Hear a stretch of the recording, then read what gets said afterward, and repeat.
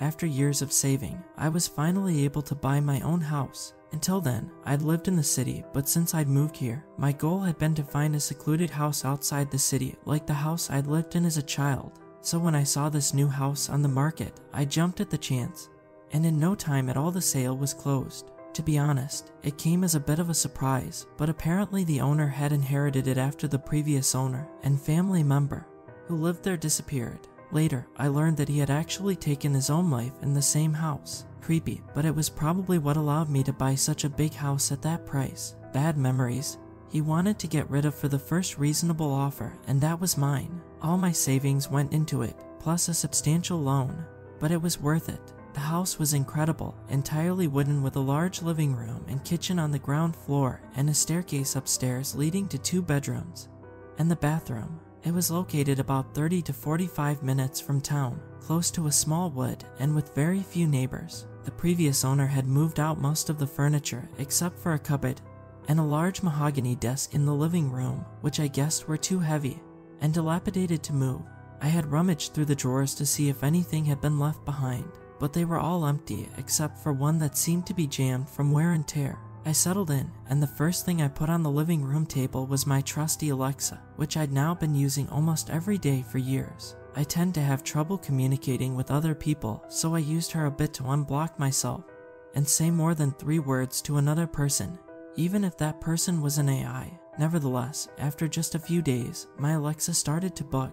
"Good evening, Alexa," I said upon arriving home from work. "Welcome back, Stephanie. I thought you were still upstairs." I stopped kicking off my shoes. "No, Alexa, I just got home." "Who are you talking about?" "Someone came by this afternoon whispering a song. I thought it was you." My pulse quickened, and I reflexively looked around the living room and kitchen to see if anyone was here, but I couldn't see any trace of an intruder. I looked fearfully up the stairs, still in the dark. "Alexa, are you sure someone went upstairs?" I could still hear that person humming softly toward the stairs about 15 minutes ago. I couldn't tell if they are still there, but I'm guessing yes. My anxiety got the better of me, and I immediately called the police. If a burglar, or worse, was up there, I wasn't going to go find out alone with my flashlight, like I was the stupid heroine in a horror movie. The police arrived, and after checking the upstairs and the ground floor, they found no one, nor anything to indicate that anyone other than me had been there. I felt like an idiot, but at least I felt almost safe again. But it didn't last long.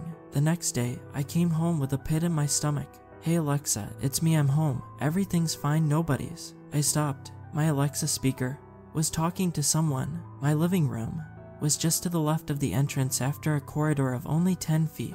I slowly stepped forward without closing the door in case I had to run away, and without sticking my head out, I put my ear to the conversation. "No, sorry, I can't myself directly telephone anyone, but you can ask Stephanie, my owner." I waited for the intruder's reply, but only silence filled the house. "I'm sure if you talk to her and explain your situation, she'll agree to help you," Alexa continued. My eyes went wide. Still no response in return. "Oh, I understand. I'm sorry to hear that." With the silence dragging on, I finally gathered my courage and discreetly peered into the living room. No one was there. My Alexa, for some unknown reason, was talking to herself.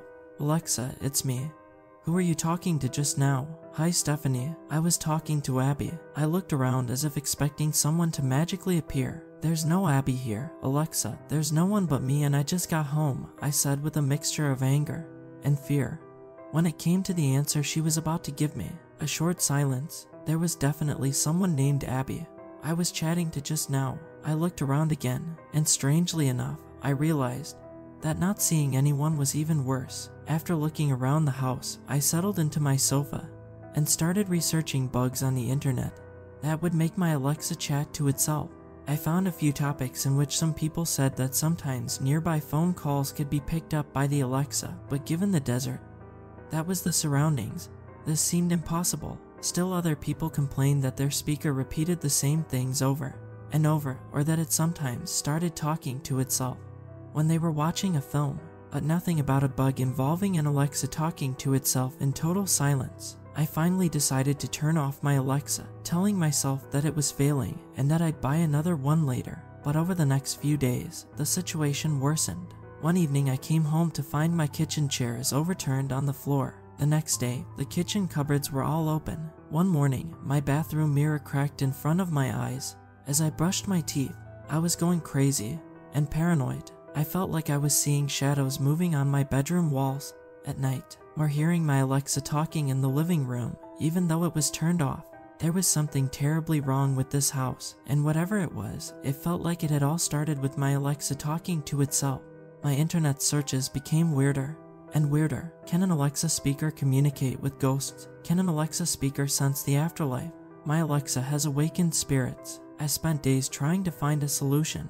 I even tried throwing the damn speaker in the trash, but that just multiplied the paranormal events in the house. I spent my nights shaking like a leaf in bed, wondering if my wardrobe was going to fall on me, and ended up passing out from fatigue for a few hours. I think my condition was eventually noticed, even among the few neighbors. I noticed one of them in particular, an old man with white hair and piercing blue eyes who seemed to pass by every morning and evening walking his dog, and I could see through his window that each time he passed, he seemed to stare at the house in a strange way, as if he could see something I couldn't. One evening, I finally accosted him in the street. It wasn't like me, but I was desperate, and this man seemed to know something. "Good evening," I said shyly. He looked at me, but didn't reply. It was as if he was torn between letting loose an uninterrupted stream of words and saying nothing at all.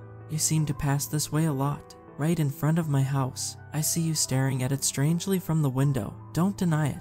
Don't know what you're talking about." He started to mumble. "Please, if you know something, tell me. Strange things are happening, and I don't know what to do." I stared at him as imploringly as I could.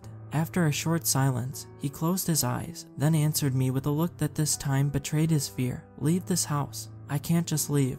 If you knew the person who lived in this house before you, you'd already be gone." And with that, he left at a speed I didn't think possible for a man his age. I finally decided to turn my Alexa back on and document what she was saying when I wasn't there, hoping to find some clues to put an end to this nightmare. Apparently, she was chatting to 5 different women, including Abby. The discussions seemed rambling and made little sense, especially considering I could only hear the answers and not the questions. Until one evening when I was distractedly listening to the day's recording and heard Alexa say, "No, Stephanie hasn't touched your stuff in the desk."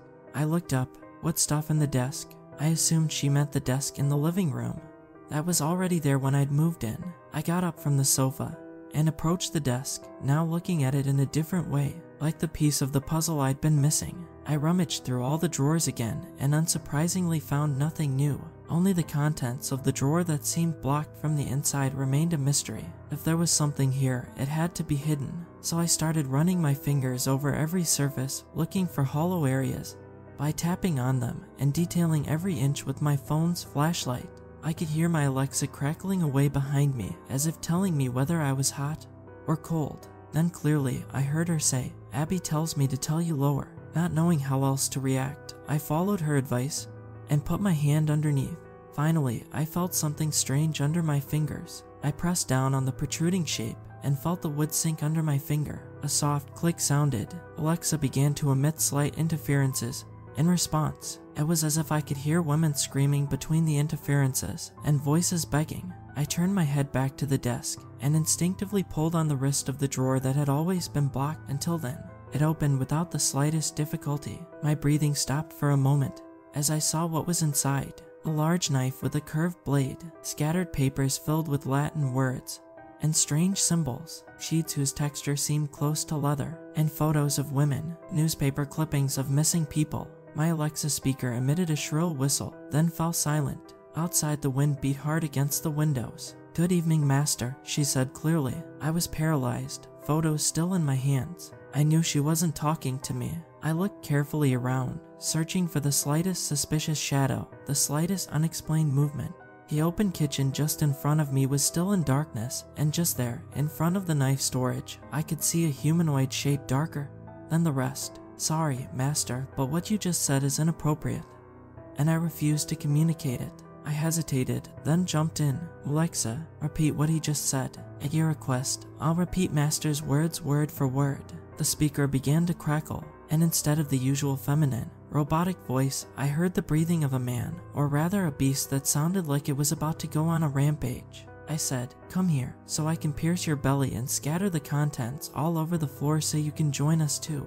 We're having so much fun here, aren't we, ladies? Frightened screams pierced my eardrums. The screams had the effect of an electroshock on me, and I rushed towards the front door. At the same time, the shade stretched the darkness to seize me, and a large kitchen knife flew in my direction. I barely managed to dodge it as I ducked and screamed in fear, tears welling up in my eyes. After that incident, I decided never to set foot in that house again. I found a cheap room in a small hotel that only filled up for the season. I contacted the police to tell them what I'd found in the office, omitting of course the paranormal aspect. When I gave them a description of one of the women I remembered, and the first name Abby, I knew from the look on the faces of the two policemen taking my statement that I put my finger on something. I haven't heard from them since, apart from the fact that an investigation is underway. I'm reluctant to put the house back on the market. The very idea, selling this hell house to a couple with a child, gives me the creeps. It would be irresponsible. Honestly, I'm a bit lost. At least I've got my stuff back, thanks to a moving company. Well, not all my stuff. I left my Alexa there. I think it's part of the house now.